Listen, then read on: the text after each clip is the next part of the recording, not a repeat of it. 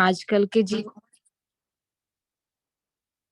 आजकल के जीवन में हम अपने शारीरिक, मानसिक एवं सामाजिक ज़रूरतों और ज़िम्मेदारियों में पूरी तरह से व्यस्त हो चुके हैं। इस व्यवस्था में एक ज़रूरी चीज़ हम भूल गए हैं, वह है हमारी आत्मिक ज़रूरत। इसलिए यह वाक़ई बड़े सौभाग्य और बड़े हर्ष की बात है कि हम अपने जीवन में विहंगम योग को जोड़कर आत्मा के वास्तविक चेतना आवश्यकताओं को भी पूरा करने का प्रयास कर रहे हैं। आज हम लोग अंतःकरण क्या है और कैसे कार्य करता है, इस विषय पर चर्चा करेंगे। अंतःकरण क्या है और कैसे कार्य करता है? जैसे बाहरी करण है, ज्ञान इंद्रिय है, कर्म इंद्रिय है, वैसे ही अंतःकरण है। क्या है अंतःकरण? वह कैसे कार्य करता है? वह कैसे हमें प्रभावित करता है? आज हम यह जानने का प्रयास करेंगे। आइए आज के सत्र में हम इस विषय के बारे में और गहराई से समझेंगे। सर्वप्रथम आज के सत्संग में हम सब आवाहन करेंगे सद्गुरुदेव का स्वागत गान के माध्यम से। सूर्या जी जो कि वर्जीनिया से जुड़ी हैं, उनसे निवेदन करती हूँ कि वह स्वागत गान से सद्गुरुदेव का आवाहन करें। आप सूर्या जी। जय सद्गुरुदेव। आज स्वागत नित्य गुरुवर संत शुभागम आइए, आध्यात्म विद्या दिव्य ज्योति सोमरस बरसाइए, दोष दुर्गुण दूर करके शुद्ध हम सब बनाइए, भेद गम गति ज्ञान गरजन शक्ति द्वारा हटाइए, खुले द्वारा शब्द सागर भक्त जन अनहवाइए, जिन सदा फल विश्व शिक्षक शान आन बचाइए, शान आन बचाइए। आज स्वागत नित्य गुरुवर संत शुभागम आइए। बोलो सद्गुरुदेव भगवान की जय। Back to you ma'am. धन्यवाद सूर्या जी। अब सद्गुरुदेव की उपस्थिति में उनके चरणों में प्रार्थना अर्पित करेंगे। विश्व की शांति और मंगल कामना हेतु मंगल गान के द्वारा मंगल गान को उस सद्गुरु चरणों में अर्पित करने के लिए मैं पुनः सूर्या जी से आग्रह करती हूँ। आप सूर्या जी। जय सद्गुरुदेव। विश्व शांति नाम मंगल परम गुरु को ध्याइए, वर्ग द्वंद्व अशांति दूर कर भाव भेद मिटाइए, सार्वभौम समष्टि सत्ता ध्यात्म राज्य बनाइए, भेष भाषा भाव जगमय ज्ञान पर दर्शाइए, समृद्धि सुख शांति धरातल स्वर्ग भूमि बनाइए, विश्व शिक्षक जन सदा फल नीति स्वर अपनाइए, नीति स्वर अपनाइए, विश्व शांति नाम मंगल परम गुरु को ध्याइए। बोलिए सद्गुरुदेव भगवान की जय। Back to you Neha ji. धन्यवाद सूर्या जी। आपने बड़े ही सुंदर वाणी से सद्गुरुदेव का आवाहन किया तथा उनकी उपस्थिति में विश्व की मंगल कामना के लिए प्रार्थना भी किया। अब हम इस बात से सहमत जरूर होंगे कि सत्संग में संस्मरण एक विशेष स्थान रखता है। संस्मरण या किसी का अनुभव हमें एक दिशा प्रदान करता है। यह बड़ी आसानी से हमें समझ में भी आ जाता है और काफ़ी समय तक याद भी रहता है। अब यह समय आ गया है जब हम आज के वक्ता का अनुभव या उनका अथवा किसी और का संस्मरण सुनेंगे। मैं लालमणि जी से, जो कि न्यू जर्सी से जुड़े हैं, आग्रह करती हूँ कि वह हमें संस्मरण सुनाएँ। आप लालमणि जी। जय सद्गुरुदेव। धन्यवाद नेहा जी आज के इस सेवा कार्य के लिए। आज हम लोग आज से एक्चुअली हम लोग इस अनुभव के बोल को थोड़ा सा इसमें बदलाव ला रहे हैं। आज से हम लोग इसका नाम स्वरवेद ज्ञान रखेंगे और उसी के तहत अपने अनुभव के बोल भी हम लोग शेयर कर सकते हैं। तो नेहा जी, मैं आपसे वो कंट्रोल में थोड़ा लेना चाहता हूँ। मैं अपना स्क्रीन शेयर करूंगा। जी।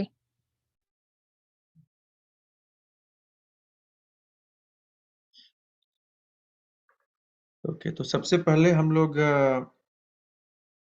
क्योंकि यह जो सेशन है, ये जो सत्र है स्वरवेद ज्ञान का, ये आज पहली बार शुरू कर रहे हैं। तो मैं स्वरवेद ज्ञान शुरू करने से पहले स्वामी जी को हम लोग याद करेंगे और प्रार्थना करेंगे कि यह जो सत्र है वो चलता रहे और अच्छी तरह से चले। इसमें जो भी त्रुटियां हो उसका हम लोग निवारण भी करते चले। तो सबसे पहले स्वामी जी को याद करते हैं। अखंड मंडलाकारम्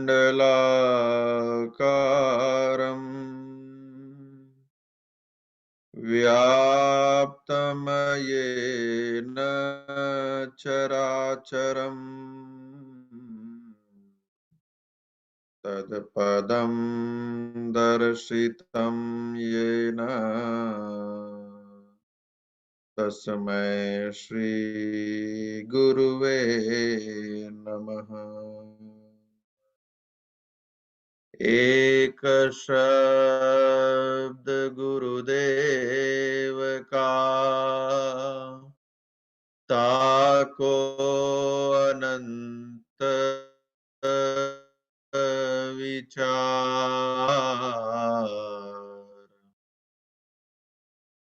ताके मुनि जन पंडिता वेद न पावत पार।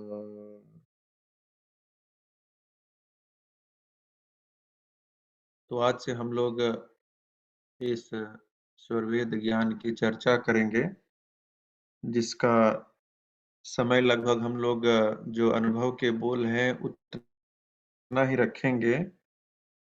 यानी कि समय जो है हम लोग के पास एक लिमिटेड समय रहेगा और आज चूंकि यह पहला दिन है तो संभवतः इसमें कई सारी त्रुटियां होंगी, तो उसके लिए मैं पहले से ही क्षमा प्रार्थी हूँ। और चूंकि मेरा ज्ञान लिमिटेड है, एक सीमा के अंदर है, मुझे सब कुछ नहीं मालूम है, तो इसलिए मैं आप सब से अनुरोध करता हूं कि जब भी हम इसकी चर्चा करेंगे, अगर उसमें कोई भी त्रुटि हो तो संभव हो सके तो उसी समय उस त्रुटि का निवारण किया जा सके, ताकि हम सब उससे लाभान्वित हो। इसलिए आप सबका सहयोग अपेक्षित है। और चूंकि समय की एक सीमा है, तो उस समय सीमा में रहते हुए ही हम प्रत्येक दोहों का, उसका जो भाष्य है उसको समझने की कोशिश करेंगे। तो उसका जो डेप्थ है जो उसकी गहराई है हर एक दोहे के समझने की, वह एक कह सकते हैं कि हम बहुत ज़्यादा डेप्थ में तो नहीं जा पाएँगे, लेकिन कोशिश करेंगे कि कम से कम उस दोहे को एक ख़ास स्तर तक हम समझ सकें। तो हम लोग सबसे पहले पंचम मंडल के पंचम अध्याय से इसकी शुरुआत करेंगे, जो जिसका विषय स्वामी जी ने लिखा है सेवा सत्संग। और चूँकि हम लोग इस सत्र के द्वारा स्वरवेद के प्रत्येक दोहों के बारे में जानने की कोशिश करेंगे, समझने की कोशिश करेंगे कि स्वामी जी ने इस अमुक दोहे के द्वारा हमें क्या शिक्षा, क्या ज्ञान दिलाना चाह रहे हैं। तो मैं आप सबसे अनुरोध भी करूँगा कि स्वरवेद को रोज़ पढ़ें, प्रत्येक दिन पढ़ें। आप चाहें तो जिन दोहों का हम लोग यहाँ पे डिस्कशन करेंगे, उसी दोहे को या उसके आगे के दोहे को रोज़ पढ़ें, ताकि जब हम यहाँ पर उन दोहों के बारे में जब डिस्कशन करेंगे, तो समझने में आसानी हो। और जब तक हम स्वाध्याय नहीं करेंगे, सिर्फ़ हम सुनेंगे, तो वो ज्ञान हमारे अंदर नहीं उतर पाता है। इसलिए मैं आप सबसे अनुरोध भी करूँगा कि स्वरवेद का स्वाध्याय अत्यंत ही आवश्यक है। और जैसा कि हम सब जानते हैं, उसको आप जो प्रातः काल या संध्या पूजा होती है, किसी भी समय या दोनों समय हम लोग पढ़ते ही हैं। तो आप अगर एक भी समय पूजा अर्चना करते हैं, उसी समय पढ़ लें, वो ज़्यादा समय के अनुकूल होता है। तो इसका ज़रूर हम लोग इस पर ध्यान दें। और जैसा कि अभी मैंने जो दोहा पढ़ा, स्वरवेद से ही वो लिया गया था, लेकिन उसका मूल यही है कि सद्गुरुदेव की जो वाणी होती है, उसके जो एक-एक शब्द होते हैं, उसको समझने में जो ऋषि, मुनि, पंडित, वेद, ग्रंथ, जितने भी ये सब जो व्यक्ति विशेष, वस्तु विशेष हैं, उसको पूरी तरह से समझने में असमर्थ माने जाते हैं। तो आवश्यक है कि हम लोग भी दोहों को उस गहराई से तो नहीं समझ पाएँगे, लेकिन कम से कम थोड़े बहुत भी अगर हम समझ लें, तो मैं समझूँगा कि हमारा ये सत्र अ, ठीक ढंग से चल रहा है और कार्य कर रहा है, हम लोग को इस आध्यात्मिक पथ में आगे बढ़ाने में सहयोग कर रहा है। तो हम लोग आज के इस पंचम मंडल के प्रथम पंचम मंडल के पंचम अध्याय के प्रथम दोहे से शुरू करते हैं। जो पहला दोहा है, मैं अच्छा, एक और चीज़ मैं बताना भूल गया। मैं चाहूँगा कि जब भी यह स्वरवेद ज्ञान जब स्टार्ट हो, तो उस समय कोशिश करें कि कम से कम उस समय आप ऐसे जगह पे रहें, जहाँ से आप अपना फ़ोन, अपना डिवाइस अनम्यूट कर सकें और यहाँ पे सहयोग कर सकें, अपने भाव को व्यक्त कर सकें। जो कुछ अगर कुछ पूछा जाए, कुछ बताया जाए, तो अपने भावों को रख सकें, अपने प्रश्नों को भी रख सकते हैं।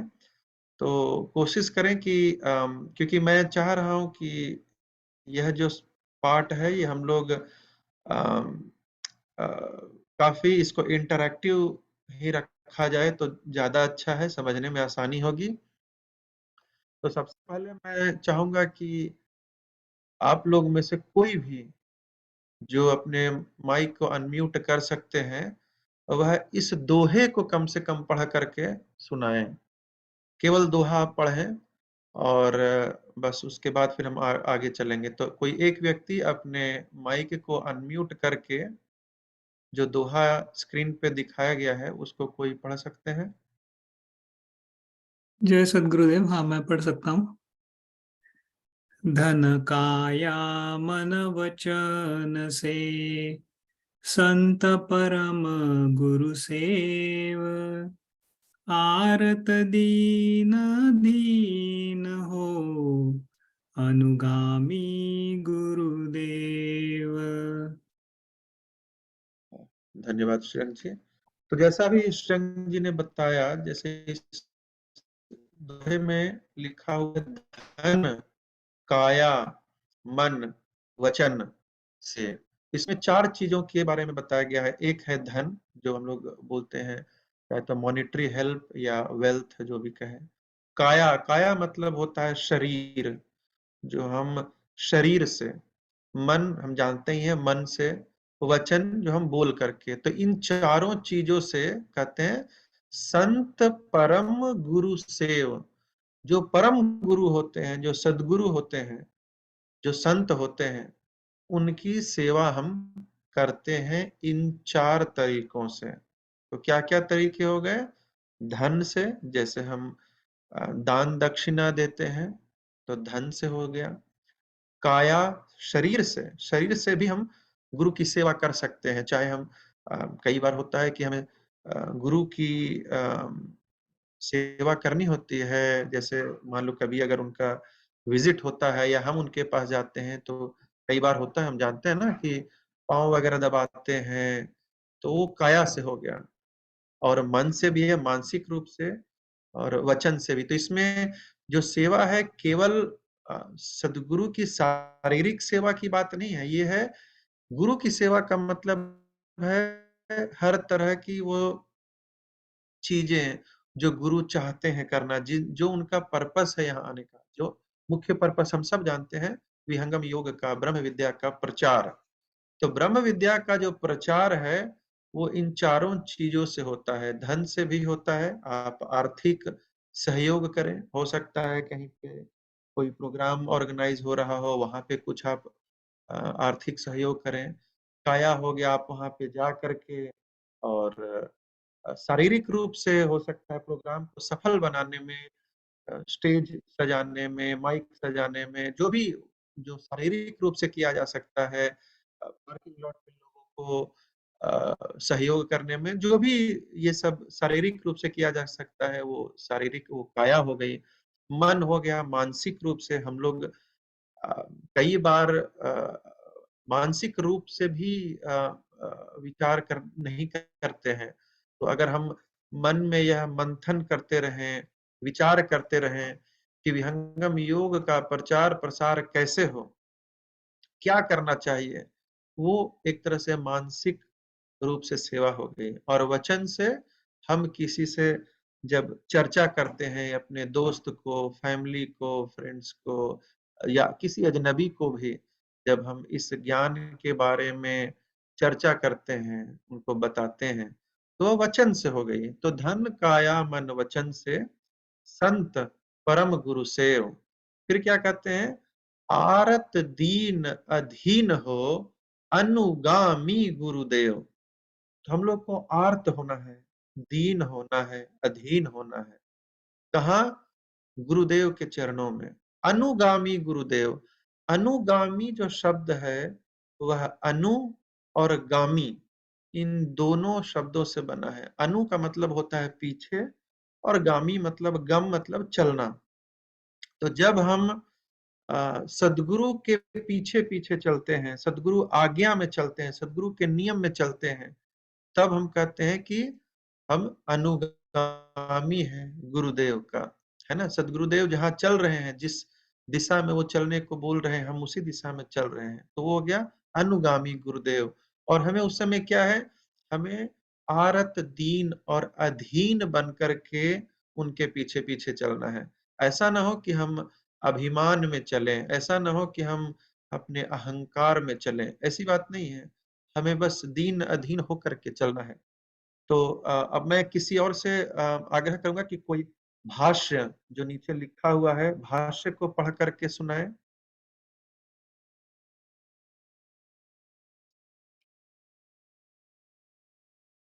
कोई अपने माइक को अनम्यूट करके भाष्य पढ़ सकते हैं?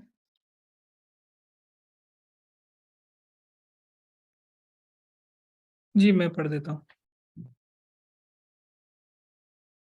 आर्त, दीन एवं अधीन हो, सद्गुरु के आज्ञा नियम में रहकर धन, शरीर, मन तथा वाणी से उस संत शिरोमणि सद्गुरु की सेवा करनी चाहिए।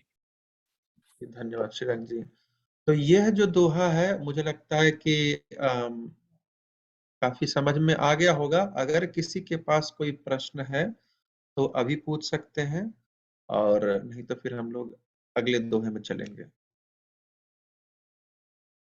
प्लस ये भी है हम लोग ज़ूम को और इफ़ेक्टिव यूज़ कर सकते हैं। जैसे मान लो कि हैंड रेज़ वगैरह करने का इसमें ऑप्शन होता है, तो हम लोग वो भी कर सकते हैं इन केस बाद में भी कभी किसी को कोई प्रश्न हो, तो हैंड रेज़ कर सकते हैं। ओके, तो हम लोग अब अगले दोहे में चलते हैं अगर किसी के पास कोई प्रश्न नहीं है तो। जय सद्गुरुदेव लालमणि जी, माया बोल रही हूँ। ये जी, माया जी। आरत दीन अधीन होना कैसे होए, इसके ऊपर थोड़ा सा और प्रकाश डालते तो अच्छा था। हाँ, तो वैसे तो देखिए उतना ज़्यादा हो सकता है डिटेल में हम लोग नहीं जा पाएँगे कि कैसे हों। अभी सिर्फ़ यही इन शॉर्ट ये बताया जा सकता है कि आरत दीन अधीन जो है ये सेवा, सत्संग और साधना, यही तीनों जो पिलर हैं, उसी से ये होता है। अगर हम सेवा नहीं करते हैं, अगर हम साधना नहीं करते हैं, अगर हम सत्संग में नहीं जुड़ते हैं, हम तीनों में से कोई एक भी अगर हम नहीं कर पा रहे हैं, तो संभवतः हम ये जितने भी चीज़ें जो गुण यहाँ बताए गए हैं एक शिष्य के, उससे हम धीरे-धीरे दूर होते जाते हैं। हो सकता है कि हम जैसे क्या होता है अब एक छोटा-सा उदाहरण मैं फिर भी दे देता हूँ। जब हम सेवा में निकलते हैं, जब हम इस ज्ञान की चर्चा करते हैं लोगों के साथ, तो कई बार क्या होता है कि लोग हमें अम, उस तरह से स्वीकार नहीं करते हैं जो हमें हम चाहते हैं। हो सकता है कोई हमें कुछ भी कह कर के लौटा दे, हो सकता है हमें अपशब्द भी सहना पड़े, अपशब्द को भी सुनना पड़े। तो ये सब चीज़ें जब हम सुनते हैं, जब सहते हैं, जब कह सकते हैं कि झेलते हैं, तो क्या होता है कि धीरे-धीरे हम और हम्बल होते जाते हैं। हमें जो हमारा जो अहंकार है, वो हो सकता है शुरू में हमें अहंकार काफ़ी चोट पहुँचाए, लेकिन धीरे-धीरे वही अहंकार का कह सकते हैं कि अंत हो जाता है। तो जैसे सद जो कहा जाता है ना कुम्हार का जो एग्ज़ाम्पल दिया जाता है कि कुम्हार जिस तरह से मिट्टी को ऊपर से बहुत थोपता है, बहुत पीटता है और उसका जो जो शेप है, उसको धीरे-धीरे, धीरे-धीरे उसको अंदर से सहारा दे कर के उसके शेप को बनाता है, लेकिन बाहर से बहुत पीटता है। तो उसी तरह से सद्गुरु भी जब हम सेवा में आगे बढ़ते हैं, तो बहुत पिटाई होगी। हो सकता है कोई हमें अपमानित कर दे, हो सकता है कोई हम उसके दरवाजे पे जाएँ और वो दरवाज़ा ही बंद कर दे। हो सकता है हम किसी को फ़ोन करें और फ़ोन वो बिना कुछ बोले वो हैंग ऑन कर दे। तो ये सब चीज़ें जो हैं शुरू में हमें ऑब्वियसली बहुत चोट पहुँचाती है, लगता है कि कैसा व्यक्ति है, थोड़ा-सा भी सम्मान नहीं करता है। जैसे ही मैंने ज्ञान की चर्चा की, मुँह फेर लिया, अपशब्द बोल दिया, तो ये सब चीज़ें जो है ये उसके लिए नहीं है, ये हमारे लिए है, हमारे अभिमान को चूर करने के लिए है। और जैसा देखेंगे कि जो व्यक्ति जो आरत दीन अधीन हो, जब उसके साथ ऐसा घटित होगा, तो आप देखेंगे कि उसके रिएक्शन में कुछ नहीं होगा, उसको कुछ लगेगा ही नहीं, उसको लगेगा जैसे ठीक है, इसको नहीं इसने सुना, कोई बात नहीं, हम अगले को अब देखते हैं। तो उस व्यक्ति के जो दीन अधीन होता है, उसके स्वभाव में कोई परिवर्तन नहीं होता है।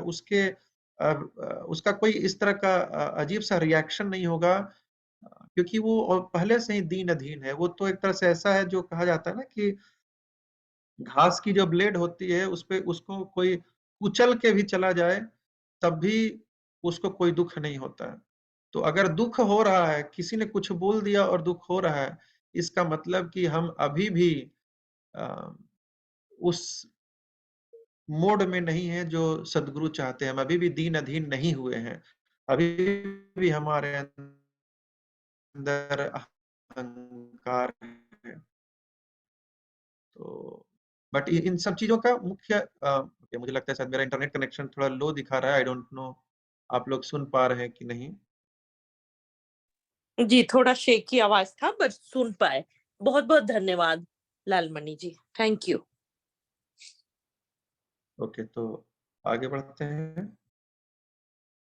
अच्छा, अगला कोई और दोहा पढ़ेगा ये नेक्स्ट दोहा? जी, मैं पढ़ देती हूँ। सद्गुरु अज्ञानियम में कर सिद्धांत प्रचार, वर तो सहज स्वभाव में सेवाचरण आधार। धन्यवाद महाराज जी। तो अभी जैसे हमने देखा, जो कहते हैं कि सद्गुरु आज्ञा नियम में, है ना? यानी कि सद्गुरु की आज्ञा और सद्गुरु के नियम में ही रह करके कर सिद्धांत प्रचार, उनके आज्ञा नियम में रह कर के ही विहंगम योग का प्रचार करना है ना? तो इसका क्या मतलब हुआ? इसका मतलब ये हुआ है कि अगर स्वामी जी जैसे एक उदाहरण के तौर पे स्वामी जी कहते हैं कि किसी भी व्यक्ति को विहंगम योग का ज्ञान हमें 3 बार प्रयास करना चाहिए। आपने पहली बार किसी के साथ प्रयास किया, वो नहीं माना, नहीं उसके बारे में इंटरेस्ट दिखाया। आप उसके साथ कुछ समय बाद दोबारा प्रयास करें, फिर भी वो नहीं माना। फिर उसके बाद आप तीसरी बार भी प्रयास करें।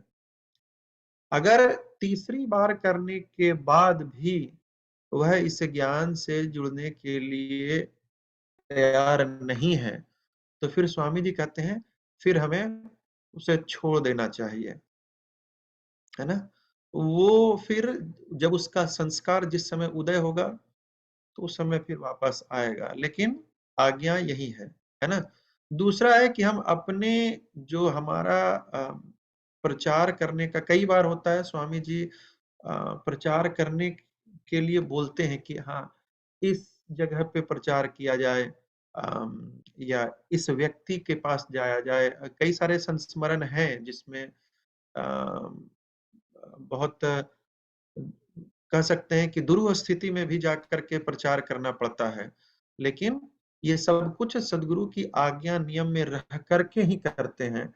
हम आज्ञा नियम से बाहर जाकर के प्रचार नहीं करना चाहिए। यानी कि जैसे एक और है कि स्वामी जी कहते हैं कि जो विहंगम योग की जो कोर फिलॉसफी है, उसमें हम फेर-बदल नहीं करें। विहंगम योग अगर कहता है कि सेवा, साधना, सत्संग तीनों आवश्यक है, तो हमें भी वही प्रचार करना चाहिए, हम किसी और तरीके से कुछ और प्रचार ना करें। जो स्वामी जी ने कहा है, हम उसी का प्रचार करें, जैसे कहा है उसी तरह से प्रचार करें। अगर हमें पता नहीं है कि प्रचार कैसे करना है, तो हो सकता है फिर हम किसी और गुरु भाई, गुरु बहन से इसके बारे में जानकारी लें, जानने की कोशिश करें कि हाँ, हम जिस तरह से प्रचार कर रहे हैं, वह सही है कि नहीं। फिर क्या कहते हैं? फिर कहते हैं, "वर्तो सहज स्वभाव में सेवा चरण आधार।" तो हमारा जो बर्ताव है, जो हमारा जो किसी के साथ व्यवहार जो हम करते हैं, वो जो व्यवहार है वो ऐसा व्यवहार हो बिल्कुल सहज भाव में हो। मतलब ऐसा ना हो कि हम अपने आप को जब किसी व्यक्ति के पास लाते हैं, तो अपना स्वभाव बदल करके फिर अच्छा बनने की कोशिश कर के हम उसके साथ बातचीत करते हैं। ऐसी बात नहीं होनी चाहिए। हमारा जो स्वभाव है, वो सहज स्वभाव होना चाहिए। हमारा जो स्वभाव है, वो बिना किसी प्रयास के जो हम जानते हैं कि हमारा स्वभाव अच्छा होना चाहिए, तो वो बिना प्रयास के होना चाहिए। वहाँ पे हम पोर्ट्रे नहीं करें, हम अपने आप को चेंज करके वहाँ पे प्रदर्शित ना करें। तो ये हमारे अंदर जो है, ये स्वभाव को बदलने की प्रक्रिया भी चलती रहनी चाहिए। और सेवा चरण आधार, तो हमारा जो ये अ जो प्रचार प्रसार करने का जो सेवा है, वो सद्गुरु के चरणों में सद्गुरु के चरण के आधार के साथ ही हम ये सेवा में लगे रहें। ऐसा ना हो कि हम प्रचार खुद करें और सद्गुरु के प्रचार के बजाय हम खुद ही गुरु बन जाएँ। लोग हमें ही गुरु बोलने लगें। नहीं, हम सिर्फ़ सद्गुरु के चरण में हैं। हम सिर्फ़ एक सेवक हैं और सद्गुरु के ज्ञान को प्रचार-प्रसार में आगे बढ़ा रहे हैं। हम खुद गुरु नहीं हैं, गुरु कोई और है और वही गुरु रहेंगे। तो जैसे इसमें शब्दार्थ में भी कुछ-कुछ चीज़ें लिखी हुई है। सेवा का मतलब भक्ति भी दिया है, सिद्धांत का मतलब सद्गुरु उपदेश, तत्व ज्ञान, प्रचार का मतलब फैलाव जो हम अ, इस ज्ञान को दूसरे लोगों तक पहुँचाते हैं और आधार का मतलब है छत्र छाया, यानी सद्गुरु के चरणों की छत्र छाया में रह कर के ही यह हम प्रचार-प्रसार करें। तो मैं किसी से आग्रह करूँगा कि कोई भाष्य भी पढ़ कर के सुना दे एक बार। मैं पढ़ती हूँ। अ, सद्गुरु आज्ञा नियम से सहज स्वभाव से व्रत कर उनके चरणों में भक्ति कर उनकी उसी के अवलंबन छाया में रहकर उनके सत्य सिद्धांत का भूमंडल में प्रचार करे। मनमुखी स्वतंत्र रहकर कोई सद्गुरु के सिद्धांत का प्रचार नहीं करता। कुटिल स्वभाव वाला सेवक सद्गुरु आज्ञा नियम को छोड़कर मनमुखी विषयाराम के लिए प्रयास करता है, इसलिए इसके कार्य दुखदायी, अशांतिकारक एवं पतनशील होते हैं। अतः सद्गुरु शरण में शुद्ध, सरल स्वभाव से रहकर अनन्य शरण होकर उनकी भक्ति करनी चाहिए। धन्यवाद रश्मि जी। तो जैसे देखिए स्वामी जी ने और इस चीज को विस्तार से बताया है कि जो मनमुखी स्वतंत्र रहकर जो अपने हिसाब से खुला स्वतंत्र होकर सद्गुरु के सिद्धांत का प्रचार करता है ना? तो उनके जो नियम है उनके जो आज्ञा है उसको छोड़ करके उस आज्ञा में रह करके नहीं, उनके नियम को छोड़ करके वो जब प्रचार करता है तो पहला एक तो वो मनमुखी होता है, दूसरा वो विषयाराम होता है। विषयाराम का मतलब है कि अपने सुख के हिसाब से होता है। जैसे एक उदाहरण के तौर पे हो सकता है, मैं ऐसे ही उदाहरण दे रहा हूँ। जैसे हो सकता है कि हमने प्रचार करना शुरू किया और हम देखे कि जब हम किसी अमीर व्यक्ति के पास जाते हैं प्रचार करने के लिए, तो हो सकता है वो हमें अपने घर पे बुलाता है, भोजन कराता है और आराम से बिठाता है, एसी में हम बैठते हैं, जो भी है। और जब हम किसी साधारण व्यक्ति के पास जाते हैं, गरीब के पास जाते हैं, तो वो हमें पानी तक नहीं पूछता है। तो धीरे-धीरे कहीं ऐसा ना हो कि हमारे मन में बैठ जाए कि अरे! थोड़ा-सा चलते हम लोग अमीर लोगों के पास ही चलते हैं और नहीं तो कम से कम थोड़ा-सा वहाँ पे बैठने-वैठने के लिए होता है, ये होता है, जो भी है मतलब एक मैं बहुत वियर्ड सा मैं एग्ज़ाम्पल दे रहा हूँ, लेकिन मतलब यही है कि हम अपने सुख के लिए हम प्रचार-प्रसार में लगे रहते हैं कभी-कभी। तो वो चीज़ जब हम करते हैं, तो स्वामी जी क्या कहते हैं कि इसके कार्य जो हैं वो दुखदाई होते हैं और अशांति कारक होते हैं और साथ ही साथ पतनशील होते हैं। यानी इस तरह के जब भी हम मनमुखी होकर के जब प्रचार-प्रसार करते हैं, तो आगे चल कर के हमें दुःख का सामना करना पड़ता है। हमारे अंदर अशांति हो जाती है और धीरे-धीरे वो पतनशील हो जाते हैं, वो खत्म हो जाते हैं। तो स्वामी जी कहते हैं कि सद्गुरु शरण में शुद्ध, सरल स्वभाव से रहकर और अनन्य शरण हो। अनन्य शरण का क्या मतलब है? अनन्य शरण का मतलब है कि नहीं अन्य, अनन्य, नहीं अन्य मतलब सद्गुरु के अलावा मेरा और कोई नहीं है, उसी को अनन्य शरण कहा जाता है। अगर हम सद्गुरु के अलावा किसी और पे विश्वास कर रहे हैं, सद्गुरु के अलावा हम किसी और के पास हम भाव को रख रहे हैं कि हो सकता है सद्गुरु नहीं तो ये हमें कुछ कर दें, मेरा काम बना दें, हमारे दुःख को दूर कर दें, तो फिर वो अनन्य शरण नहीं हुआ। हमें क्या करना है? हमें अनन्य शरण होना है। जब हम अनन्य शरण हो करके उनकी शरण में रह करके उनकी भक्ति जब हम करते हैं, तब हम क्या होता है हम फिर सद्गुरु आज्ञा नियम में भी रहते हैं, अपना स्वभाव भी हम बनाते हैं और फिर हम मनमुखी नहीं, हम सद्गुरु मुखी होकर के इस इस ज्ञान को, इस चेतन विज्ञान को हम दूसरों तक पहुँचाते हैं और तभी वह सफलीभूत भी होता है।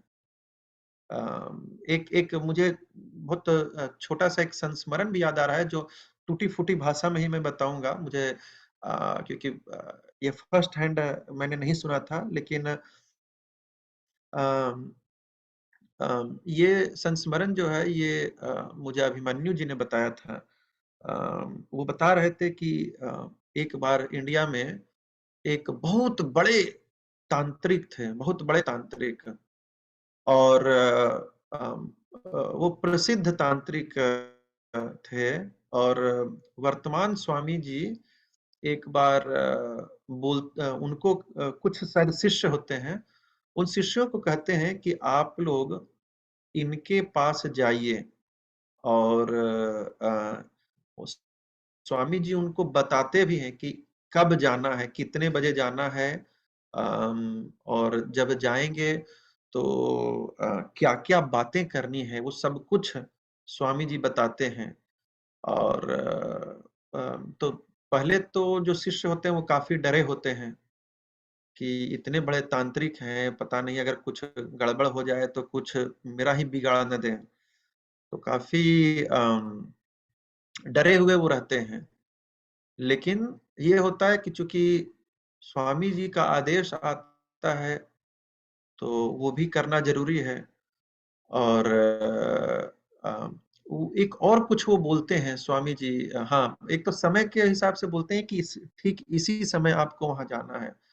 तो शायद 2 लोग होते हैं और वो जाते हैं उस तांत्रिक के पास और स्वामी जी का जो भी संदेश होता है, वह संदेश उनको सुनाते हैं और लेकिन काफ़ी डरे हुए रहते हैं। लेकिन तो हाँ, तो उनको और उनको मतलब बता दिया जाए स्वामी जी कह देते हैं कि आपको घड़ी लगा कर के जाना है एक हाथ में। तो घड़ी लगा कर के ही वो जाते हैं, लेकिन जो भी स्वामी जी का आदेश होता है, वो उस हिसाब से उनको वो बात कहते हैं, जो भी अम ज्ञान की बात करनी होती है, ठीक उसी तरह से उस तांत्रिक को बताते हैं और फिर जैसा उनको आज्ञा होता है वो वहाँ से फिर चले आते हैं। जब वो चले आते हैं, जब वहाँ से निकलते हैं, तो वो क्या देखते हैं कि उनकी जो हाथ में जो घड़ी होती है, वो तुरंत टूट जाती है। उसका शीशा वगैरह सब टूट जाता है, जब वो बाहर निकलते हैं तब। तो वो बता रहे थे कि इसका मतलब क्या था? इसका मतलब ये था कि स्वामी जी ने उन सेवकों को एक विशेष शक्ति जो उस घड़ी में दी थी, उसके साथ उनको वहाँ भेजा था। और जैसे ही फिर वो कार्य खत्म हो गया, फिर वो शक्ति वहाँ से खींच लिया और घड़ी जो थी वो टूट गई। तो कहने का मतलब ये है कि जब हम सद्गुरु की आज्ञा नियम में रह करके जब हम लोग चलते हैं, तो सद्गुरु हमेशा हमारी रक्षा के लिए वहाँ पे प्रेज़ेंट रहते हैं। तो इसलिए ये ज़रूरी है कि हम जब तक हम आज्ञा नियम में रह कर के प्रचार-प्रसार कर रहे हैं, तब तक हमें कोई डर भय नहीं है। लेकिन जैसे ही हम मनमुखी बनते हैं, अपने सुख के हिसाब से हम प्रयास करते हैं, हम अपने कम्फ़र्ट ज़ोन में रह कर के ही प्रचार-प्रसार करते हैं, तो वह कार्य संभवतः दुखदायी, अशांति कारक हो सकता है। तो यही इस दोहे का भाव है। अगर किसी के पास कोई प्रश्न है या कुछ अपने भावों को भी व्यक्त करना चाहते हैं, कुछ लगता है कि नहीं इसमें एक चीज़ यह ऐसे नहीं ऐसे स्वामी जी कह रहे हैं या कुछ छूट गया है, तो कृपया अपने माइक को अनम्यूट करके और अपने भाव को व्यक्त कर सकते हैं।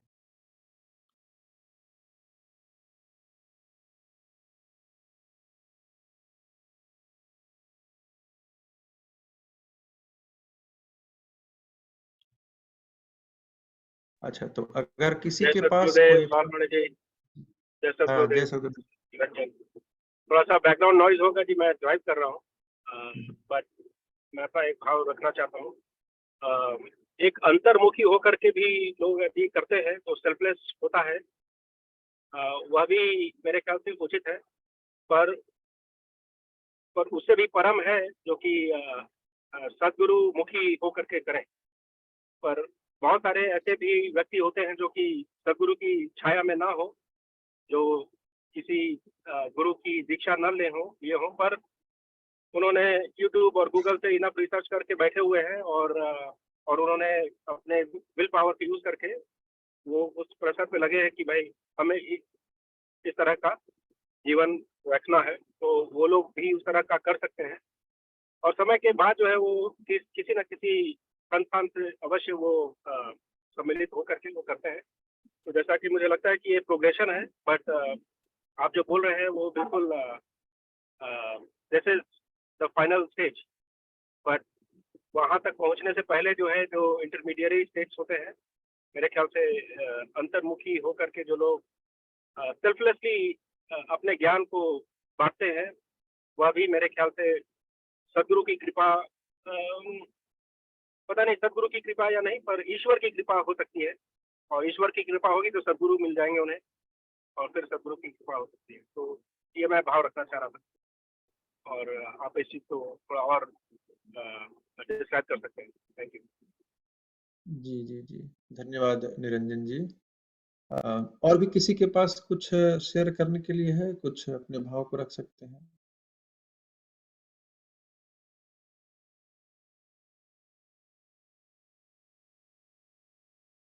मैं थोड़ा सा शेयर करना चाहूंगा। जी, जसविंदर जी। कहते हैं कि हमें प्यार इतना होना चाहिए सदगुरु से कि जैसे फर्स्ट लव होता है ना हमारा, और फर्स्ट लव के अंदर उस लड़की के लिए या लड़की लड़के के लिए कुछ भी करने को तैयार है। तो जब हमारा इतना प्यार होता है ना, then we just surrender ourselves to that love और उसी के अंदर सेवा करते हैं। तो हम अगर उसी लव के साथ अगर हम करें सेवा एंड सरेंडर आवरसेल्फ, और उसमें यही कहें कि ये सदगुरु ही करवा रहा है हमसे, हम नहीं कर रहे, तो बहुत अलग तरीके से हमारे भाव में बदलाव आता है।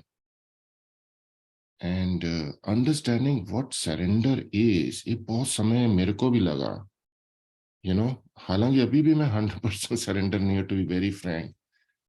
कभी कभी जैसे कहते हैं ना, मनमुखी हो जाता है।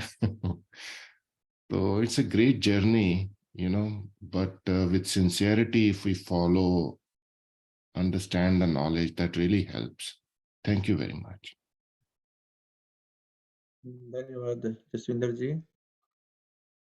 और एक चीज और ऐड करना चाहता हूँ लालमणि जी कि ये जो सदगुरु जी का जो कॉन्सेप्ट जो है ना, जो हमारे वेदों से ही चला आ रहा है, ये बिल्कुल जो अल्टीमेट सत्य है, अनफॉर्चुनेटली इस संसार में people don't know about that.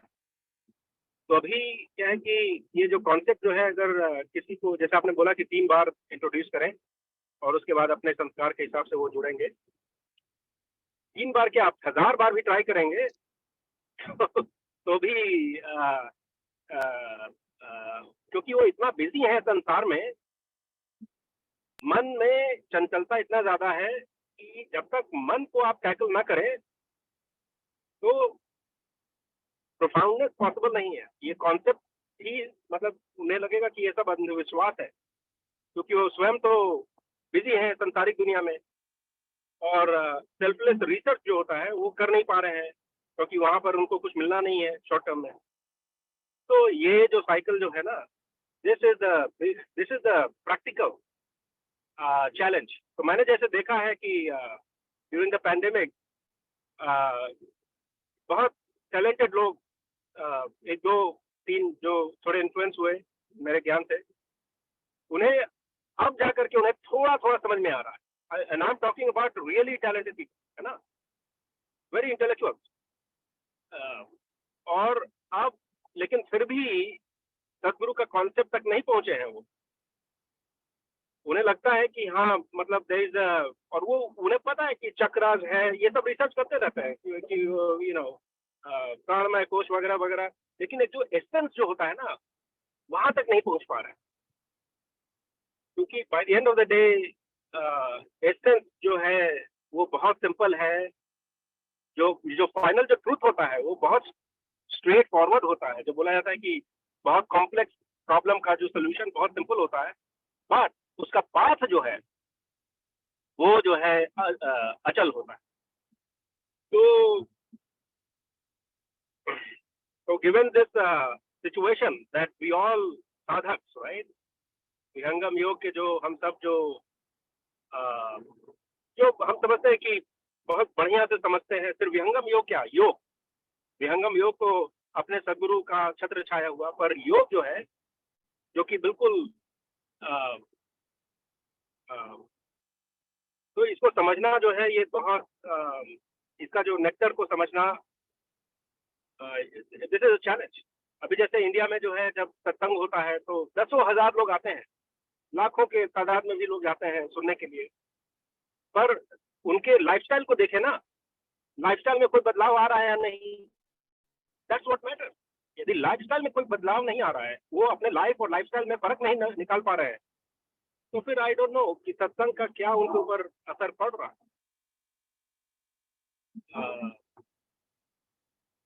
तो ये थोड़ा मतलब मैं जो मन में आ रहा है मैं बस बोल रहा हूँ, स्पिट आउट कर रहा हूँ। यदि इसको नेगेटिव तरीके से ना देखें, है ना, जो सत्य है, जो मन में आ रहा है वही बता रहा हूँ। तो सबसे बड़ा चैलेंज ये है कि मन पर काबू पहले लाना सबसे बड़ी चीज। अभी मन जो है बिल्कुल विचलित रहता है लोगों का, बहुत सारे लोगों का, जॉब का, बॉस का, जो भी कहे, जो भी जीवन में चल रहा है। और मन जब तक शांति नहीं होगा तो फिर सेवा जी, जय सगुदेव। हाँ, मैं भी ड्राइव पे हूँ, लेकिन बहुत बहुत उपयुक्त विषय आपने उठाया है कि जब हम किसी व्यक्ति को कुछ ज्ञान सुनाते हैं तो ये एक चैलेंज हो जाता है कि कैसे हम उनको इस ज्ञान से अवगत करा सके, उनकी भावनाएं बदल सके। तो यही पे हम लोग को थोड़ा सा ये सूक्ष्म विषय है जो हम सब सेवक को डेफिनेटली समझने की आवश्यकता है कि ब्रह्म विद्या प्रचार का सद्गुरु का जन का, ब्रह्म विद्या प्रचार करना सद्गुरु का ही कार्य है, हमारा कार्य है ही नहीं। हमारा कार्य है बस सेवा देना, हमारा कार्य उनको ब्रह्म विद्या से एकदम कन्विंस कर लेना, ये हमारा काम है ही नहीं। हमारा काम है सद्गुरु के संदेश को सही रूप में उन तक पहुंचाना। लेकिन उस ज्ञान को सुनने के बाद वह आत्मा उस ज्ञान को स्वीकार करेगी कि नहीं करेगी, ये हमारा कार्य है ही नहीं, ये सद्गुरु का कार्य है। और सद्गुरु इसीलिए अपने आधार से व्यक्ति के संस्कारों को बदलते रहते हैं। जो व्यक्ति हमें लग रहा है कि पहले सत्संग में हमसे नहीं सुना, दूसरे सत्संग में हमने प्रयास किया उसमें भी नहीं सुना, लेकिन तब तक उसका समय, उसकी परिस्थिति एक समान तो रहती नहीं है, वो बदलते रहती है। और वो बदलने का जो प्रक्रिया है ना, वहीं पे सद्गुरु का खेल है कि जैसे जैसे उसकी समय स्थिति बदलती है, सद्गुरु उसके आत्मा के संस्कार को भी वैसे ही बदलते रहते हैं, ताकि तीसरी बार जब हम उनसे संपर्क करेंगे, इस समय उनकी मनोस्थिति अलग रहेगी और वह हमारे ज्ञान को सुनने के बाद वो इसमें जुड़ भी सकते हैं। इसलिए ये हम लोग का कार्य है ही नहीं सोचना कि व्यक्ति इतना व्यस्त है अपने जीवन में कि उसको कहाँ फुर्सत है सद्गुरु तक पहुंचने का, ये कार्य हमारा है ही नहीं, ये हमारा क्षेत्र ही नहीं है। हमारा क्षेत्र मात्र सेवा है, और वो सेवा यह कि ब्रह्म विद्या के ज्ञान को दूसरों तक पहुंचाने के लिए हमें बस माध्यम बनना है। कौन व्यक्ति कन्विंस होगा, कौन व्यक्ति कन्विंस नहीं होगा, इससे हम लोग को स्ट्रेस लेना भी नहीं चाहिए, इसको हम लोग को चैलेंज भी नहीं लेना चाहिए। क्योंकि हम लोग इसको, जैसे वर्ड चैलेंज जो यूज किए ना, हम लोग इसको चैलेंज ले भी नहीं, क्योंकि हमारे लिए वो चैलेंज है भी नहीं कि हम दूसरे को ये ज्ञान घुसा दें और वो आत्मा स्वीकार कर ले। ये हमारे लिए चैलेंज है ही नहीं। हमारे लिए बस कार्य यही है कि 3 बार किसी को सत्संग दिए, अगर उस समय 3 बार में वो नहीं सुना, नहीं जुड़ा, इसका मतलब है अभी भी सद्गुरु उनके साथ कार्य कर रहे हैं, उनको अभी तक तैयार नहीं किए हैं। जब वो तैयार हो जाते तो तीसरी बार तक में वो जुड़ जाते। अगर नहीं जुड़े तो इसका मतलब उनका समय नहीं आया है, हम लोग को बस आगे बढ़ना है। और इस तरह से सद्गुरु अपने लेवल से कार्य करते रहते हैं। हम लोग को तो बस ये माध्यम बना करके हमसे सेवा लेते हैं, ताकि हम सब अपने ज्ञान में और दृढ़ होते चले जाएं। क्योंकि जितना हम सेवा में दौड़ते हैं, उतना ज्ञान को और दृढ़ता से हम पकड़ते हैं। बस इतना ही खेल है, इसलिए इसको चैलेंज के रूप में हम ले भी नहीं, बस सेवा के रूप में ही अपना समय दान, बस समय दान सबसे बड़ा दान। जी जय जी जय सद्गुरु, थैंक यू सो मच। आप कौन बोल रहे थे जी? आप विजय, हाँ विजय। अच्छा, विजय जी थे। अच्छा। जी हाँ, आपने बिल्कुल सही बोला विजय जी, हम सब माध्यम हैं, और I think that pretty much puts that conversation to the rest actually. We are just the medium of and the Sadguru is basically बिल्कुल सत्य बोल रहे हैं। बस एक फॉलो अप इसमें ये था कि ये जितने जो लोग जो है ना, they are very nice people, they want to do good, they have very good this thing, but or they are very good people actually in terms of heart and soul, you know. The only thing is कि ये जो concept जो है ना, उन्हें लगता है ये अंधविश्वास है।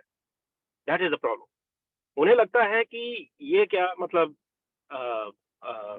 ये ईश्वर और सद्गुरु में ये रिलेशनशिप, मतलब ये जो है ना, This is a very, very unique, even it was like such a unique thing for me जब मुझे ये पता चला। और ये चीज जो है ये किसी भी मीडिया में नहीं मिलता है। एंड ये जो है तो मैं कभी कभी ऐसे जोकिंगली एग्जांपल देता हूँ कि इंडिया में अगर आपको इंडस्ट्री सेटअप करना है तो मंत्री जी का आप वहाँ पे भक्ति करें, और मंत्री जी प्रसन्न होंगे तो आपको सेक्रेटरी से मिलवाएंगे, फिर सेक्रेटरी जी का आप वो करें, भक्ति करें, तो वो काम आपका करवा देते हैं मंत्री जी के साथ। तो ये इस टाइप का अरेंजमेंट है यहाँ पर, ये कॉस्मिक अरेंजमेंट, जहाँ पे ईश्वर का ग्रेस से जो है सदगुरु प्राप्त होंगे, और फिर सदगुरु की कृपा से जो है ईश्वर प्राप्त होंगे। तो ये जो कॉन्सेप्ट है Vijay ji is the ultimate truth, and unfortunately our society has not done a wonderful job in actually articulating or understanding this.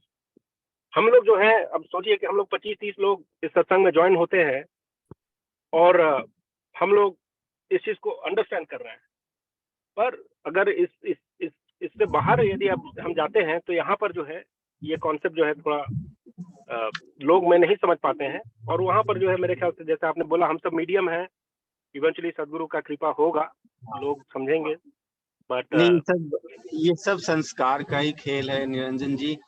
कहते हैं कि कई जन्मों के जब पुण्य पुंज भरते हैं तब व्यक्ति के अंदर वो संस्कार आता है कि वो सदगुरु के ज्ञान से, ब्रह्म विद्या के ज्ञान से सत्य रूप में जुड़ सके।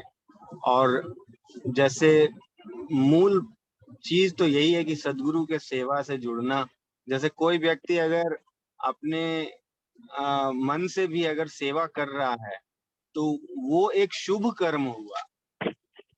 कोई भी सेवा जो अपने मन से अपने तरीके से कर रहा है वो शुभ कर्म हुआ, लेकिन जब सदगुरु के आज्ञा में जब सेवा होता है तो वो विकर्म हो जाता है।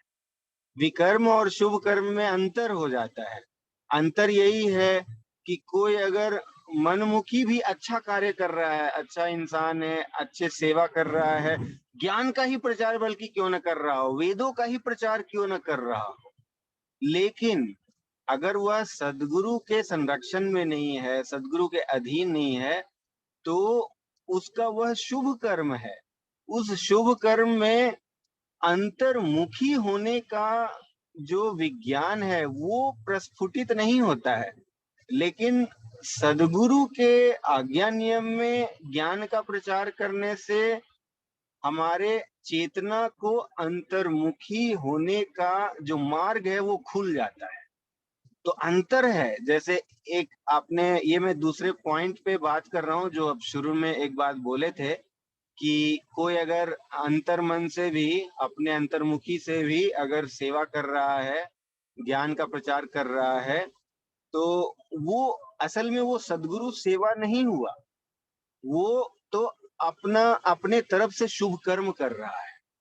लेकिन सदगुरु के आज्ञा नियम में जब हम ज्ञान का प्रचार प्रसार करते हैं, बल्कि वही वेदों का ज्ञान हम सुना रहे हैं, लेकिन अब सदगुरु को स्मरण करके सुना रहे हैं। पहले हम सदगुरु से जुड़े हुए नहीं थे, हम वही वेद का ज्ञान बता रहे हैं, लोगों को वेदों के प्रति जागृत कर रहे हैं, लेकिन दोनों में अंतर है।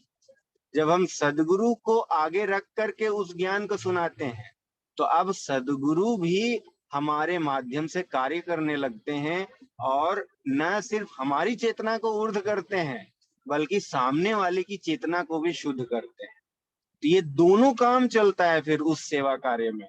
जो सेवक है, जो वेदों का ज्ञान सुना रहा है, सदगुरु उसका भी उद्धार कर रहे हैं, उसकी चेतना को भी और सूक्ष्म कर रहे हैं, और जो सामने सुन रहा है वह भी सदगुरु की ज्ञान धारा से जुड़ रहा है।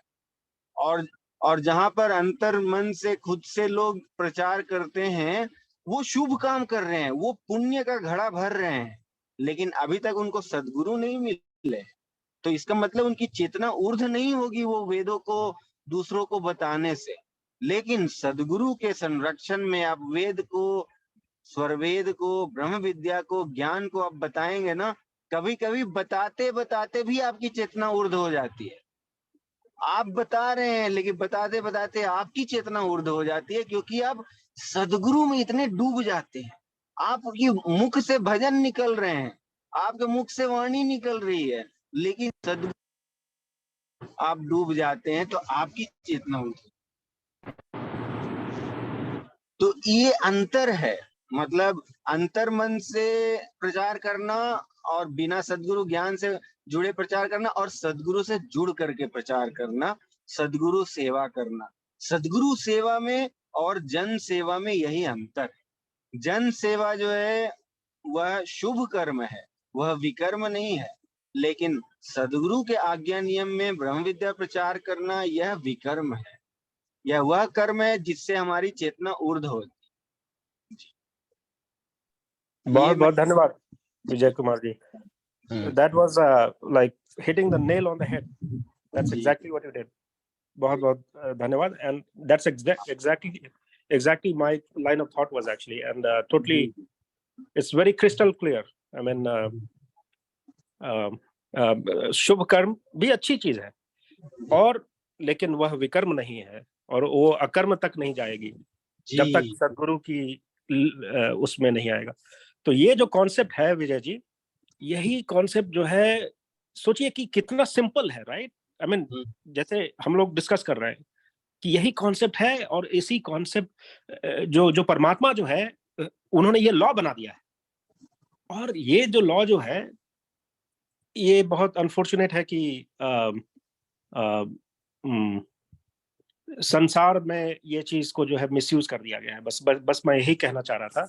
और and that is the biggest uphill battle. लेकिन यह भी ना निरंजन जी, यह भी चिंतन की संसार में अज्ञानता बहुत है, और लोग इस कॉन्सेप्ट को जानते नहीं है। इसी के लिए तो ब्रह्म विद्या का प्रचार है, इसलिए तो सदगुरु का आगमन होता है समय अंतराल में। सदगुरु का ज्ञान आता है, ब्रह्म विद्या उदय होता है, सत्य ज्ञान स्थापित होने लगता है, लेकिन उसमें सब कोई नहीं जुड़ते हैं, तो बाकी लोग अज्ञान भी फैलाते रहते हैं। तो वो सब दोनों प्रक्रिया चलते रहता है। जो सदगुरु की ज्ञान धारा से जुड़ जाता है उसका उद्धार हो जाता है, वह मुक्ति को पा लेता है, भक्ति को पा लेता है, और बाकी अपना पुण्य कमाते रहते हैं। तब भी फिर जिस दिन उनका पुण्य का घड़ा भरता है, अगला जन्म उनका उसी के अकॉर्डिंगली या तो ऐसे कुल में होता है जहां ब्रह्म विद्या की ज्ञान धारा पहले से हो, नहीं तो ऐसे कुल में होता है जहां पे उनको कोई संघर्ष नहीं हो और ज्ञान समझने में उपयुक्त हो। तो ये खेल जन्म जन्मांतर का है। ऐसा नहीं है कि हाँ इस जन्म में कोई अगर ज्ञान से नहीं जुड़ा लेकिन बहुत अच्छा इंसान है तो इसका मतलब उसका इंसानियत कोई काम नहीं आया। ऐसा नहीं है, वो अच्छा इंसान है, अच्छा कार्य कर रहा है, इस जन्म में नहीं जुड़ा, लेकिन उसके शुभ कर्म शुभ संस्कार जो है वही तो आधार बनेंगे कि अगले जन्म में सदगुरु उस आत्मा को पकड़ लेंगे, उसको जोड़ लेंगे अपने से। जी हाँ, बिल्कुल। और भागवत गीता में भी बिल्कुल वही चीज कहा है। यही तो ब्यूटी है कि जो अपना जो ज्ञान जो है, आप नो मैटर कौन सा स्क्रिप्चर आप खोलें, अपना वेदों से रिलेटेड द एसेंस जो है। अभी क्या है, जैसे आपने बोला कि अज्ञानता भी बहुत ज्यादा फैलाया जाता है अपना करियर बनाने के चक्कर में। जो है काफी लोग जो है स्कॉलरली सत्संग करते हैं, स्कॉलरली, जिसमें कि ज्यादातर लोगों को एसेंस नहीं पता चल पाता है। जैसे एक बोला जाता है ना कि जब तक पहले जैसे कोई टेक्निकल पेपर लिख रहे हैं तो पहले एब्स्ट्रैक्ट होना चाहिए, और उसके बाद एब्स्ट्रैक्ट से समझ में आ जाना चाहिए कि अच्छा मतलब क्या है, उसके बाद बाकी जो डिटेल्स है। अभी क्या है कि स्कॉलर्स जो हैं वो just so that they sound scholarly, और उस टाइप का हो जाता है। तो इस टाइप का होता आया है जिसके कारण ये ऐसा है। पर जैसे आपने बोला इसमें कई जन्म लग जाते हैं इस एसेंस को समझने में लिए। पर तो यही ब्यूटी है अपना जो सत्संग जो है, ये जो विहंगम योग से जो जुड़े हैं। जय सद्गुरुदेव। हाँ, जय सद्गुरुदेव। मैं एक्चुअली एक बात और ऐड करना चाहूंगा विजय जी ने जो बोला उसमें। पहली बात वो ये कि जो ब्रह्म विद्या का ज्ञान है यह बुद्धि के धरातल का ज्ञान नहीं है, ये आत्मिक धरातल का ज्ञान है और इसको आत्मा के आधार से ही पकड़ होती है। तो अगर लेकिन होता यही है कि हमें हमारी आज की स्थिति संसार में है, तो हम पहले संसार की चीजों को ही पकड़ते हैं क्योंकि हमारा अभ्यास वही हो चुका है संसार को पकड़ते पकड़ते। तो हम जिसको खोज रहे हैं वो संसार में खोजते हैं। और इसी बात को जब कोई संत गुरु संत आते हैं तो यही कहते हैं कि बाहर बाहर खोजते अंतर की सुधि ना है। तो ये अंतर की सुधि भी जो है होने के लिए, जैसा विजय जी ने कहा कि धीरे धीरे आप पहले कहीं जन्म लेते हैं, वहां कहीं सत्संग सुने या कुछ भी होता है, आप में संस्कार बनता है। चाहे शुरू में हम सब भी शायद उसी स्थिति से गुजर के आए हैं या गुजरे होंगे या गुजर रहे हैं कि हम भी आज सत्संग में बैठते हैं, नहीं मन लगता, थोड़ा बहुत सुन लिए, किसी ने कहा तो हमारे अंदर में गया। अब जब धीरे धीरे फिर हमारे या तो आगे के समय हमारा परिवर्तन हो तो हमें उस संस्कार वो फिर कुछ ना कुछ उदय करता है हमारे अंदर में और हमारी स्थिति चेंज होती है, या फिर अगले जन्म में फिर संस्कार उदय। तो ऐसे ही ये अनेक जन्मों का, लेकिन ये जो ज्ञान है ये आत्मिक धरातल का है। जो चीज आत्मा के साथ रहेगी वो आत्मा के ऊपर ही प्रभाव करेगी। हम जैसे संसार में बहुत सारा ज्ञान भी पढ़ लें तो वो सिर्फ यही का ज्ञान है, वो प्रकृति के अंदर का ही ज्ञान है, वह आत्मा तक नहीं छूता है। तो आत्मा के तक क्या क्या चीजें चलती है? आत्मा तक चलती है हमारे कर्म, हमारा जो भी हमारे चित्त में संचित होता है, हमारा व्यवहार, ये सब आत्मिक धरातल पर वही आत्मा लेकर जाती है। तो जो उस आधार से हम काम करेंगे वही हमारे साथ में जाएगा और उसी का प्रभाव हम पर होता है। इसीलिए तो जब एक समय में हम कुछ संस्कार बनाते हैं, कर्म करते हैं वैसा, तो हमारे पास वह कर्म आगे के लिए उसमें प्रोत्साहन ऐड करता है। बाकी संसार की जो पढ़ाई है, संसार के आधार पर जो हमने बौद्धिकता ली है, वो तो यहीं रह जाएगी, वह कुछ नहीं काम आएगी। तो इसीलिए आध्यात्मिक जो कर्म है, उस सत्कर्म का शुभ कर्म होते होते हमें परिवर्तन होता है। मतलब मैंने तो कई बार ऐसा भी सुना है कि जैसे बहुत सारे जो आज ऋषि महर्षि भी बने हैं या हैं, वो बहुत सालों से तपस्या किए, बहुत जन्मों से तपस्या किए हुए हैं। तो ऐसा नहीं है कि एक जन्म में आ जाते हैं, अनेक जन्म लगते हैं। आज बहुत सारे लोग जो बुद्धिक धरातल पे भी सोच रहे हैं, हो सकता है अभी उनका समय नहीं है, फिर से जब समय बनेगा तो हाँ, समय बनने से उनको वो चीज समझ में आ जाएगी। तो लेकिन हाँ, हमें प्रयास करते रहना है सेवा के आधार पे। जो जैसा स्वामी जी ने ज्ञान लिखा है उसको हम वैसा ही रख सके। मतलब जब भी हम बाहर जाएं, प्रचार में जाएं, तो ये प्रयास रहे कि मैं कहीं उस मार्ग से, उस चीज से नहीं भटक रहा हूँ। किसी को समझाने के लिए मैं उस चीज में नहीं भटक रहा हूँ, जो है जैसा वैसा संदेश हम सुना रहे हैं। तो यह जब अपने अंदर में आई थिंक मैं और नहीं बोलूंगा ज्यादा, जसविंदर जी ने इस बात को बहुत अच्छे से रखा ही है, which I really liked, क्योंकि वही कोर सत्य है कि हम जा रहे हैं, हम अपने आप को ये हमारी यात्रा है, हमें अपने आप को जितना सजो के बना लेना है, साध लेना है, वो हमारे लिए उत्तम है। तो हम उसमें अपने आप को ढालें और अपने कर्तव्य को करते रहें। बाकी हाँ, लोग पकड़ेंगे, हमारा प्रयास जरूर रहना चाहिए कि हम नए से नए, ज्यादा लोगों के बीच ये ज्ञान लेकर जाएंगे। तो पर यहाँ धीरे धीरे सब में परिवर्तन होगा। हम सब में भी बहुत धीरे धीरे परिवर्तन हो रहा है या हुआ है। जी हाँ, तो बिल्कुल सही बोला लालमणि जी। लालमणि जी है ना आप? नहीं, मैं राजकुमार बोल रहा हूँ। ओ राजकुमार जी, हाँ हाँ, बिल्कुल सही बोला आपने, बिल्कुल जी। हाँ, यहाँ पर वही ब्यूटी है ना, ये जो सत्संग हम करते हैं और जो आप ये जो नया जो शुरू किए हैं जिसमें Q&A करते हैं, ये this is really beautiful, because ये जो कॉन्वर्सेशन है जहाँ पर हर तरह का ज्ञान और भाव हम लोग रख पा रहे हैं और क्रिस्टल क्लियर बना रहे हैं, है ना। और आपने बिल्कुल ये भी बिल्कुल सही कहा कि हम सब माध्यम हैं, जैसे विजय जी ने बोला। फिर आपने बोला कि ये हमारी आत्मा की मार्ग है, संसार तो जैसे थी ये वैसे ही रहेगी। ये जो कर्म भूमि है या क्या प्रिजन कह लीजिए, प्रिजन ऑफ माया, वो तो प्रिजन ही रहेगा। वो वो बदलने की कोशिश तो खैर भगवान कृष्ण भी उतना सक्सेसफुल नहीं रहे थे। तो ये आत्मा की जर्नी है, और ये आत्मा जो है जहां भी, लेकिन बस आत्मा को ये करना होगा कि वो जैसे एक सूर्य रोशनी प्रदान करता है, बस एक रोशनीदायक वो आत्मा रहना चाहिए, और दैट्स अबाउट इट। तो यही जो है अपना फोकस होना चाहिए। निरंजन जी, जय सद्गुरुदेव। मैं बस 2 ही मिनट लूंगी, अभी समय बहुत हो चुका है। मैं एक्चुअली बिल्कुल मेरी जी। एक पर्सनल एग्जांपल है मैं देना चाहूंगी। जैसे कि मेरा 2.5 साल हो चुका है विहंगम योग में जुड़ना, और मेरे हस्बैंड जैसे वो भी गुरु के दीक्षित हैं, लेकिन उनका 20-25 साल हो गया है उनके गुरु के साथ। तो जब विजय जी ने नए वो एक ऑनलाइन सेशन करवाए थे मेरे हस्बैंड के साथ, तो मैं बोली विजय जी नहीं, वो तो इतना ये सब में नहीं जुड़ेंगे, और आप ये सब लाइक कर रहे हो, लेकिन मुझे नहीं लगता कि आप सिर्फ टाइम खराब कर रहे हो, और वो कभी मेडिटेशन तो नहीं करेंगे, और सेवा सत्संग तो छोड़ ही दीजिए, तो वो तो कभी आने वाले नहीं है। तो विजय जी जैसे बोले कि नहीं, स्वामी जी जैसे बोले हैं कि 3 बार प्रयास करो, अगर वो कुछ करते हैं तो करते हैं उनके संस्कार के हिसाब से, अगर वो ना करे तो फिर उनको छोड़ ही दो। तो अगर मैं जैसे मेरे हस्बैंड को जानती हूँ कि उनका जैसे कि आप लोग जैसे हो, काफी स्ट्रॉन्ग पर्सनालिटी के आप सब हो, तो उसी टाइप के हैं, बहुत क्रिटिकली भी in a good way critical thinker हैं।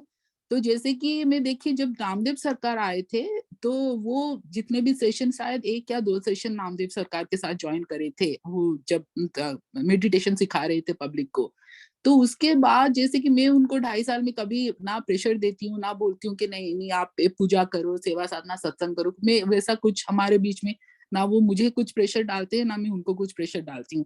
लेकिन वो नामदेव सरकार के इवेंट, वो जो दुर्गा मंदिर के बाद, वो खुद आके मुझे बोले कि मैं आज तक जितना, वो तो काफी सत्संग अपने जो गुरु के अटेंड करते थे इंडिया में जब थे, और बचपन से ही करते हैं, और फिर बहुत जगह गए हुए हैं सत्संग में। तो वो खुद अपने तरफ से आके बोले कि आज तक मैंने जितने भी मेडिटेशन सेशन ज्वाइन किया था, लेकिन नामदेव सरकार का जो उनकी जो टेक्निक है और उनका जो लेवल है, वो इतनी हाई लेवल और इतनी कन्विंसिंग है, तो मुझे तो अभी करना है। तो मैं जब वो सेंटेंस सुनी, मुझे लगा कि भाई मुझे तो अगर literally like swear to God, मेरा इतना, मैं अंदर से ही कन्विंस थी कि ये बंदा तो कभी विहंगम योग विहंगम योग का तो साधना ये बंदा कभी करने वाले तो नहीं मीन्स नहीं है, जो कि वो मेरा जो बिलीफ सिस्टम था उसी के हिसाब से मैं सोच रही थी। लेकिन नामदेव सरकार का वो जो इवेंट ज्वाइन करने के बाद उनकी ऐसी एकदम ये हुई, और वो इतना खुश हुए कि नामदेव सरकार इतना हाई लेवल पे वो सिखाते हैं और इतना कन्विंसिंग है, तो मैं इसके बाद साधना करूंगा। और अभी वो साधना करना उनका हो गया, शायद 2-3 महीना शायद हो गया है करना साधना। तो मैं वही देखी कि और ये सब देखने के बाद मुझे इतनी अभी कॉन्फिडेंस आ रहा है कि मैं जैसे पहले सोचती थी कि नहीं भाई ये तो चलो, मुझे नहीं लगता कि ये बंदा या बंदी कुछ करने वाली है विहंगम योग में, मैं पहले से ही गिव अप मार देती थी। दो कि मैं बहुत ही नई हूँ और मुझे इतना नॉलेज नहीं है कैसे प्रचार प्रसार करो, लेकिन मैं जब अपने हस्बैंड को जब देखी, अभी तो मैं कॉन्फिडेंट हूँ कि किसी भी बंदे को मैं एटलीस्ट 3 बार तो ट्राई करूंगी कि नहीं भाई, अगर मेरे हस्बैंड चेंज हो पा रहे हैं, जो कि नेक्स्ट टू इम्पॉसिबल था, तो मैं तो एटलीस्ट 3 बार ट्राई करूंगी। और मेरा जितना मैं जितना देखिए तो स्वामी जी का ही खेल है, और स्वामी जी अगर चाहे तो वो बंदा कब कोई भी बंदा चेंज हो सकता है। तो बस इतना ही बोलना था, तो दैट्स इट। हाँ, जय सद्गुरु जी। Thank you, Dipti ji, for sharing that. And I feel a little bit humiliated actually from my perspective, because मैं तो टॉर्च की तरह ऑन रहता हूँ हमेशा। मेरा जहां भी मिलता हूँ, बस बाकी सब चीज तो बात ही नहीं करता हूँ मैं। मतलब बस जो भी बेयर मिनिमम जो जरूरी है कर करके, और बस मैं यही सब ज्ञान की बातें करते रहता हूँ लोगों के साथ। तो ये नेचुरली आता है। तो ये 3 वाला जो रूल है, अनफॉर्चुनेटली मैं उल्लंघन कर रहा हूँ उस चीज का। मैं बस टॉर्च की तरह हो गया हूं। तो बस बट ठीक है, उसमें कोई बुराई नहीं है, जैसा मुझे लगता है। जैसे मैं एक चीज ऐड करना चाहता हूँ, बस 1 मिनट लूंगा, कि हमारा फोकस ना हमारे ऊपर होना चाहिए। मैं कितना आगे बढ़ रहा हूँ इस जर्नी में। अगर मैं आगे नहीं बढ़ रहा तो मैं दूसरों के ऊपर उपेक्षा कर ही नहीं सकता कि वो इतना बढ़े या कितना बढ़े। तो this is very very important, क्योंकि I have full control on myself. मैं कितनी साधना कर रहा हूँ, मैं कितनी सेवा कर रहा हूँ, मैं कितना ज्ञान ले रहा हूँ, ऑल द 3 पिलर्स मैं कितना कर रहा हूँ। और अगर मैं कुछ नहीं कर रहा तो मैं कैसे अपेक्षा रख सकता हूँ कि जो मेरे आसपास लोग हैं वो इस डायरेक्शन में क्यों नहीं जा रहे। And the torch, when we talk about the torch should be inside. वो जितनी इनसाइड चलेगी टॉर्च, तो उतना ही हमारा सफल होगा ये जीवन। और ये तो युगों युगों से हम भटके हुए हैं, इस माया के अंदर युगों युगों से जकड़े हुए हैं। हमारे संस्कार इतने बिगड़े हुए हैं। इवन इफ आई सी, आज से 15 साल पहले मैं क्या कर रहा था, और जब वो सही टाइम आता है, एवरीथिंग गेट अलाइंड, अच्छे लोग मिलते हैं, गुरु भाई मिलते हैं, वो ज्ञान देते हैं और हमारी ये स्पिरिचुअल जर्नी शुरू हो जाती है। एंड सदगुरु हम सबके ऊपर दया करे, मर्सी करे कि हम इस माया में से निकलें और अपनी इस सोल जर्नी को कंटिन्यू करें। और सदगुरु अभी मिले हैं हमें, और हमें इसको अंत तक लेके जाएं और बीच में हमें मत छोड़ें। यही बस सबके लिए हम प्रार्थना करते हैं और हमारे सर पे आशीर्वाद दें। Thank you. एक एक एक थोड़ा उसमें वो करना चाह रहा हूँ जसविंदर जी, कि जब मैंने टॉर्च बोला ना, तो मैं ये कहना चाह रहा था कि जैसे सूर्य की रोशनी अंदर से जो है वो बाहर जाती है, तो वो टॉर्च अंदर तो जल ही रही है, उसके बाद बाहर जा रही है, वो एग्जूड हो रही है। जैसे एक फ्लावर है, उसका जो फ्रेग्रेंस जो है, इट इज इनसाइड आउट, है ना। तो naturally it is not like you are doing that to gain something, it is naturally popping out of you because you are always exuberant, है ना। तो वो चीज जो है, अगर बाहर से आ रहा है तो वो तो एक्टिंग हो गया। आजकल तो उसी दुनिया में हम रहते हैं, वो तो माया की दुनिया हो गई, जिसमें कि इतने एक्टर्स हैं, मतलब जितने जो लीडर्स हैं हमारे, उन्हें वो इजीली, मतलब Hollywood and leadership can is easily interchangeable. I can tell that there so many actors, but जब आप उनके एक्शंस को देखें तो, और जो एक्टिंग जो कर रहे हैं, they are not, it's a big mismatch. तो अभी जैसे बोलते हैं कि यदि जैसे हम लोगों के पास ये पावर नहीं है कि हम समझ सकते हैं कि दूसरे के मन में क्या चल रहा है, पर दूसरे का हम एक्शन देख सकते हैं, और तब हम we can use that as a thermometer कि उसके मन में क्या चल रहा है। तो that is the kind of world we live in. तो किसी को जो है हम देख करके नहीं कह सकते हैं द गाय में be smiling all the time, projecting power, projecting strength, everything is like perfect from they know everything. ये स्टेटस है आज के हमारे लीडर्स की, they have answer to everything, but जब उनके आप एक्शंस देखें तो it is like in tatters. तो ये जो है, और हमारी सोसाइटी जो है उस चीज को जो है नहीं समझने की कोशिश करती है ना। और हम जो है हमेशा जो बैलेंस जो होता है ना, बैलेंस बीम की तरह जो है 45%, 55%, 50%, 49% यही करते रहते हैं। तो ये जो है, ये एक्टिंग की जो दुनिया है, उसमें हमें चाहिए फ्रैग्रेंस, फ्लावर। और सदगुरु की जो है, जैसे विजय जी ने बोला कि वो it is like multiplying factor, because जब वो फ्लावर जो है, जब फ्रैग्रेंस एक्सूड कर रहा है, तो it multiplies tremendously because of this lineage of the सदगुरु, जैसा कि मेरे को समझ में आ रहा है अभी तक। और I am glad that we are discussing this because यदि इसमें कोई इनकंसिस्टेंस है तो please help to enlighten this. Thank you. धन्यवाद सभी का। आई थिंक आनंद जी आप। हाँ लालमणि जी, आवाज सुन पा रहे हैं हमारी? आपकी आवाज थोड़ा कट के आ रही है। जी सुन पा रहे हैं, हम सुन रहे हैं।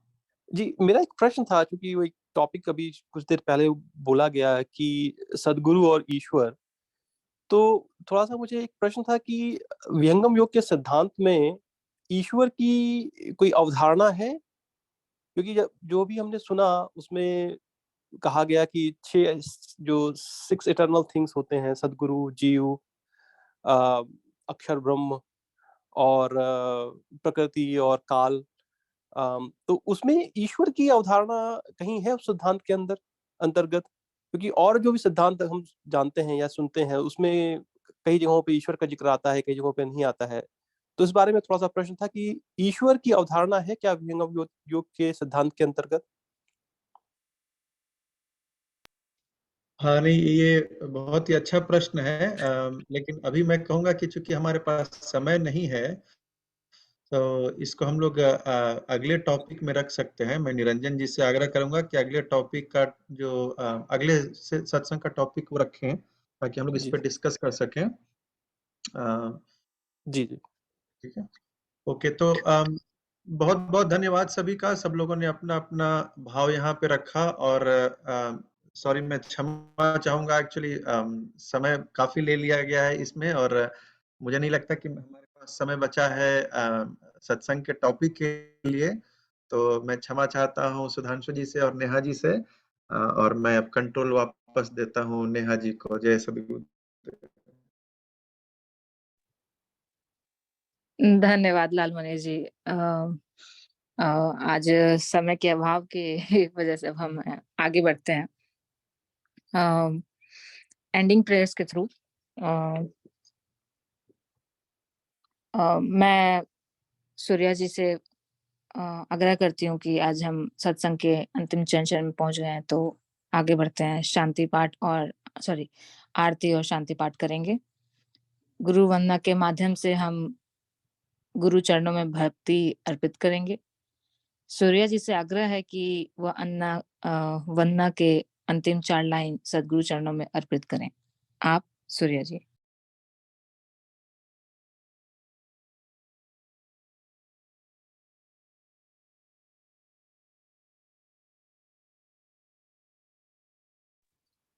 सूर्या जी।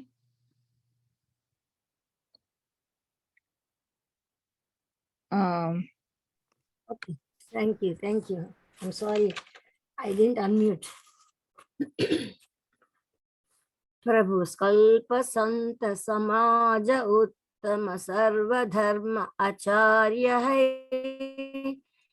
जिमीनाध्य आश्रित पक्ष सिंधु है। विश्व प्रथमय कार्य है। प्रभु सत्य संत समाज तेरा आप रक्षा कीजिए। जन सदा पलक ज्ञान भक्ति वृद्धि दिन दिना कीजिए। बोलो सद्गुरु भगवान की जय। धन्यवाद सूर्या जी। अब हम लोग आरती की ओर चलते हैं। आरती के माध्यम से हम संशय को दूर करने की मांग करते हैं। सद्गुरु चरणों में अपने आप को समर्पित करेंगे। सूर्या जी से आग्रह है कि वह आरती के अंतिम 4 लाइन सद्गुरु चरणों में अर्पित करें एवं आप सभी लोग प्रार्थना के लिए अपने अपने स्थान पर खड़े हो जाएं आरती के लिए। ओवर टू यू सूर्या जी। वंदना। गुरुमूर्ति गदि चंद्रमा सेवक नयन चकोर। पलक पलक निरखत रहे गुरुमूर्ति की ओर। श्वेत श्वेतमय श्वेत है। श्वेत श्वेतमय श्वेत। 3 पाद अमृत भरा श्वेत महानद श्वेत। अष्ट चक्र सब शून्य पर, धर अधरा के पार, तहा सदा फल गर किया, भूली पड़ा संसार, भूली पड़ा संसार। सद्गुरु भगवान की जय। Thank you. Back to you ma'am. धन्यवाद सूर्या जी। सभी लोग अपने अपने स्थान पर वापस बैठ जाएं शांति पाठ के लिए। शांति पाठ विश्व की शांति एवं मंगल कामना के लिए सूर्या जी से निवेदन है कि वह अंतिम 4 लाइन से शांति पाठ करें। Over to you. हे प्रभु शांति स्वरूप हो, शांति शांतिमय शांति, शांति शांति जल शांति हो, पूर्ण शांतिमय शांति। हे प्रभु शांति प्रदान कर, दूर हो सर्व अशांति, देव सदा फल शांतिमय शांति, शांति सुख शांति। सद्गुरुदेव भगवान की जय। Back to you Neha ji. धन्यवाद सूर्या जी। आपने बड़े ही सुंदर भावपूर्ण वाणी से वंदना, आरती एवं शांति पाठ से सत्संग को समापन की ओर ले गए। आपका बहुत बहुत धन्यवाद। आप सभी की सेवा से आज का यह सत्संग सफल हुआ। आज हमने सेवा, साधना और सत्संग के बारे में जाना। हम कैसे सेवा करें, कैसे समर्पण करें, हमारी वृत्ति कैसी हो, हमारा व्यवहार कैसा हो, हम प्रचार कैसे करें, सद्गुरु के अधीन होकर ही हमारा और सबका कल्याण है। अब हम यहीं पर सत्संग को हम समाप्ति की घोषणा करते हैं। जो भी लोग आज के सत्संग ज्वाइन किए हैं सभी को धन्यवाद, तथा आप सभी से आग्रह है कि आज के सत्संग में जो भी हमने सीखा उसे अपने जीवन में उतारें एवं अपने अंदर चिंतन करें। अगले सप्ताह फिर मिलेंगे इसी समय, इसी वर्चुअल मीटिंग पर हिंदी साप्ताहिक सत्संग के लिए। मैं ईश्वर से प्रार्थना करती हूँ कि आपका दिन मंगलमय हो और जीवन में खुशियां आए। आप सभी को जय सद्गुरुदेव।